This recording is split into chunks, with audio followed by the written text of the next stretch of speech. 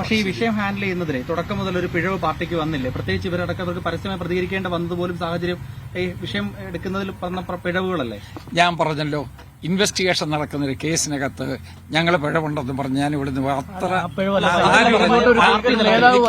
ആ രൂപത്തിൽ ദയവായി നിങ്ങൾ ചോദിക്കരുത്. അത് കേൾക്കൂ, ഞാൻ പറഞ്ഞല്ലോ, ഞാൻ തുടക്കം വന്നതിലെ ഞങ്ങളത് പറയുന്നുണ്ടല്ലോ. ഒരു ഇൻവെസ്റ്റിഗേഷൻ നടക്കേണ്ട കാര്യത്തിൽ ഞങ്ങൾ ഇന്റർഫിയർ ചെയ്യുന്നില്ല. അത് ഇൻവെസ്റ്റിഗേഷനിൽ പൊയ്ക്കോട്ടെ, അത് അവരുടെ ഉത്തരവാദിത്തം, ഞങ്ങളുടേതല്ല. ഞങ്ങളുടെ ഉത്തരവാദിത്തം എന്താ? ഞങ്ങളുടെ പോലുള്ള ഒരു കുടുംബം, ആ കുടുംബത്തിനെ ആശ്വസിപ്പിക്കുക എന്നുള്ളതാണ്. ആ ആശ്വാസത്തിന് പല മാർഗങ്ങളെക്കുറിച്ച് ഞങ്ങളുടെ മനസ്സിലുണ്ട്.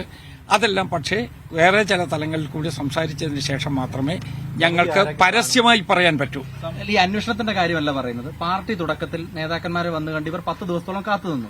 പാർട്ടി അനുഭവപൂർവ്വമായ നിലപാടെടുക്കുമെന്നാണ് വിചാരിച്ചിരുന്നത്. പക്ഷെ അതുണ്ടായില്ല.